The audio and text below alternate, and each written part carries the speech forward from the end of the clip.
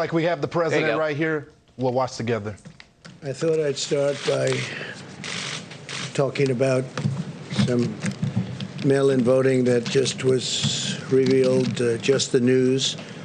500,000 incorrect absentee ballot applications were sent all across the state of Virginia, including to many dead people.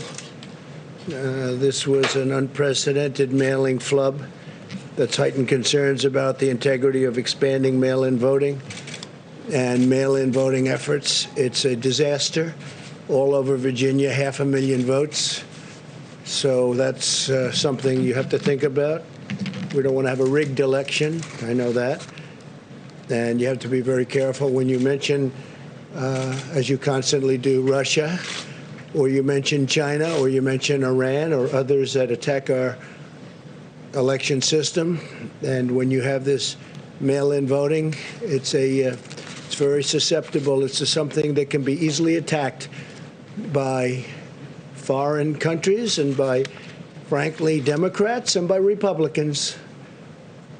And I think that it's something you have to start thinking about very seriously. Our system's not equipped for it. The post office is not equipped for it. And people should vote like they did in World War I and World War II.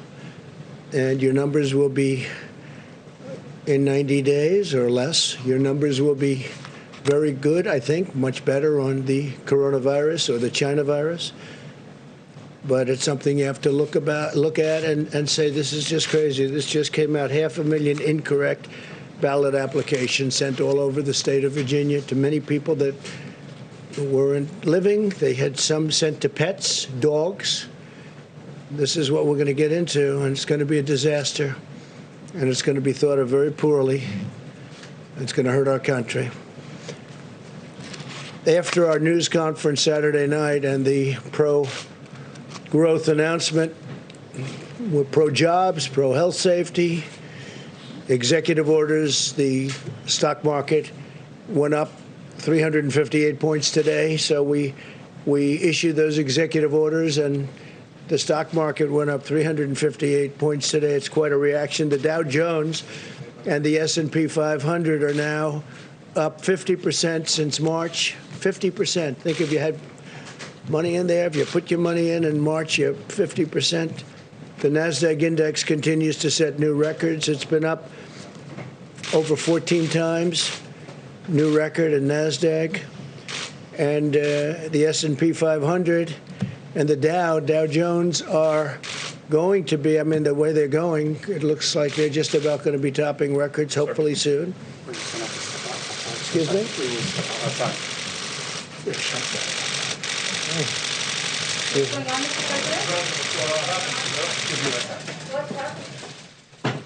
All right, so the president just started his news conference, and then he was whisked out.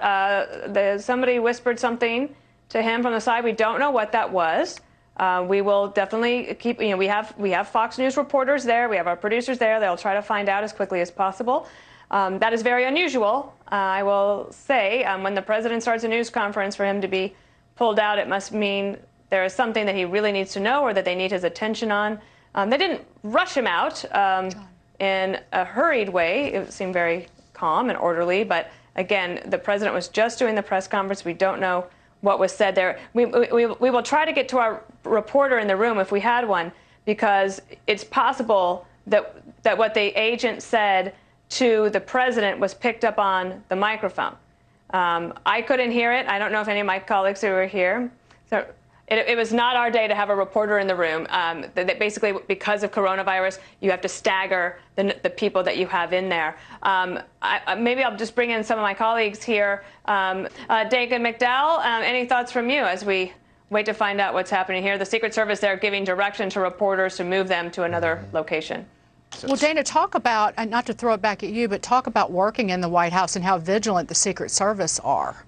I mean, that in terms of being on top of any noise or any movement, even outside of the White House, even around the perimeter of the White House grounds. You can speak to that. It's so interesting that you say that, Dagan, because, yeah, one of the things that I will say, and I think that our Secret Service is the best in the world. Absolutely.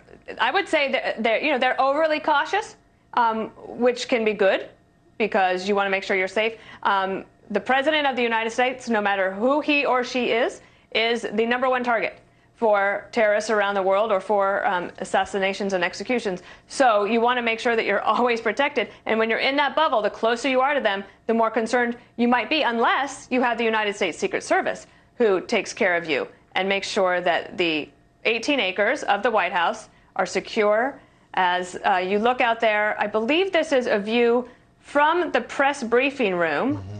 Looking out onto what would have been, I believe, the north lawn of the White House. That's the north view right there, the north portico. And then see where the trees are on the right side of your screen.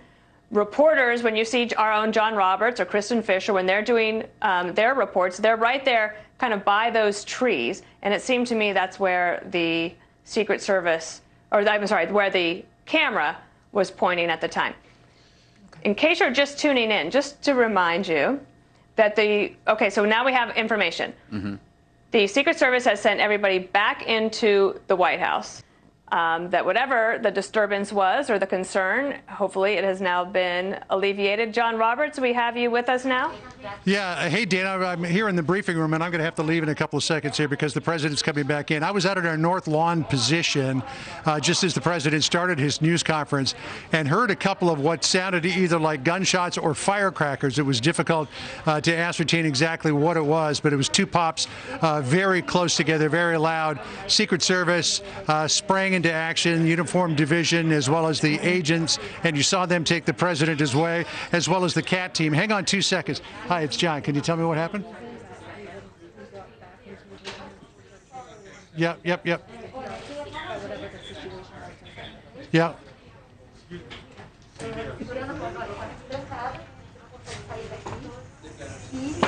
Okay, one person. John Roberts is getting a phone call with information. Great, thank you.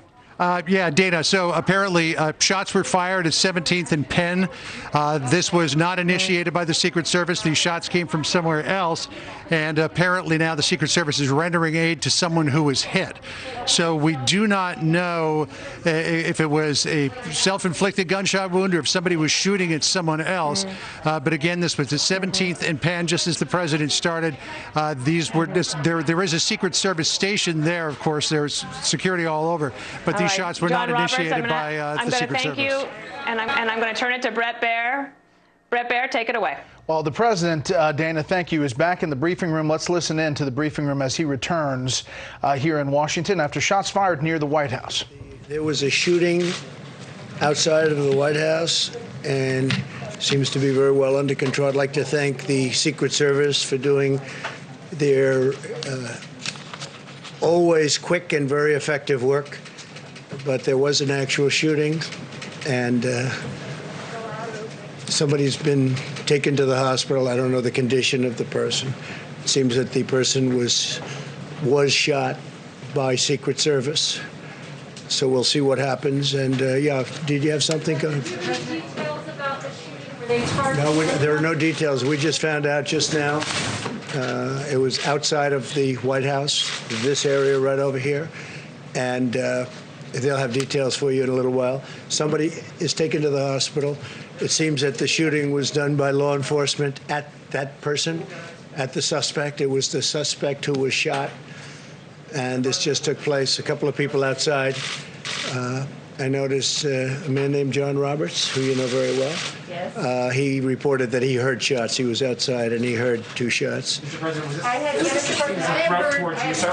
We don't know yet. We don't know. They're going to find Do you know that if the out. individual said anything, sir, mentioned We don't your know that name, yet, anything no. like that? And We you don't can know that confirm yet. it was the Secret Service that did shoot this It suspect? seems to be, yeah. It seems to It be. seems to Where were you taken, Mr. President? Were you taken to the bunker? No, we're taking just out over to the Oval Office. What did the Secret Service What did tell they you tell while you you so were far? outside of the room?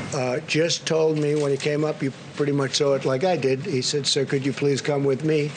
So you were surprised. I was surprised also. I think it's probably pretty unusual, but very, very professional people. They do a fantastic job, as you know. So it seems to me, it seems to be from what I was said, there was a shooting. It was law enforcement shot someone, seems to be the suspect, and the suspect is now on the way to the hospital. I can't tell you the condition of the suspect. There was nobody else injured. There was no other law enforcement injured. And I just want to, we'll get on to the press conference, but I do want to thank Secret Service. They are fantastic. The job they do, from what I understand, the answer is yes. He was armed, Mr. President? That's what I understand. I don't know. You'll have to ask them. With what type of weapon? I don't know that, Was no. it a male or a female I suspect? don't know. You'll have to get, they'll have a detailed, maybe a briefing for you outside later. Did they say anything against you personally, Mr. I don't know. I didn't ask that question. Was he It might not have had anything to do with me. It might have been something else, but it was on the outside of the premises. The wall, as you know, the fencing, especially the new fencing that they put up, is very powerful. But it was on the outside of the White House. Okay, and they'll have a full report. Secret Service, in a little while, will have a full report. Are you rattled by this at all, Mr. President? I don't know. Do I seem rattled? It's unfortunate that this is a world, but the world's always been a dangerous place. It's not something that's unique. The world has been, you look back over the centuries, the world has been a dangerous place, very dangerous place, and it will continue, I guess, for a period of time. Does this make you think differently about your personal safety inside the White House? No, I feel very safe with the Secret Service. They're fantastic people. They're the best of the best, and they're highly trained. I don't know if anybody got to walk outside, but there were a lot of terrific-looking people ready to go if something was necessary. People at the highest level of law enforcement. There's nobody like these people. So they just wanted me to step aside for a little while just to make sure that everything was cleared outside, because it was right in this area. So Why did you come back, Mr. President? Why did you decide after that? Because obviously it created a lot of commotion. What made you decide to come back and continue the briefing? well, I didn't even think about not coming back. I said, am I able to go back? And they said, you'd have to wait a little while. I waited a little while, as you know, in the Oval Office area. And I said, can I get back now? And they said, yes. And they have a lot of fortification outside just in case, but it was one person. Okay?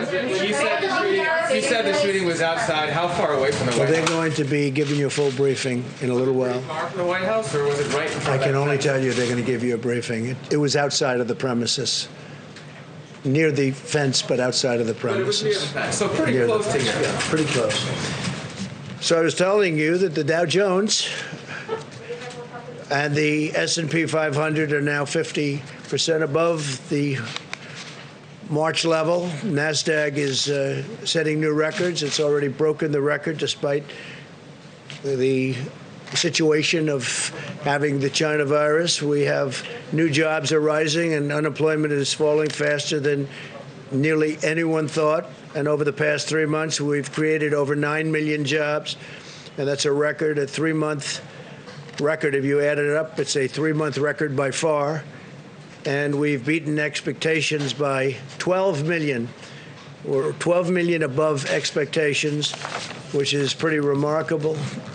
Today we had great reports on new job openings, and there's clearly a housing boom, which has been incredible numbers in both housing and an automobile boom. We've rarely seen anything like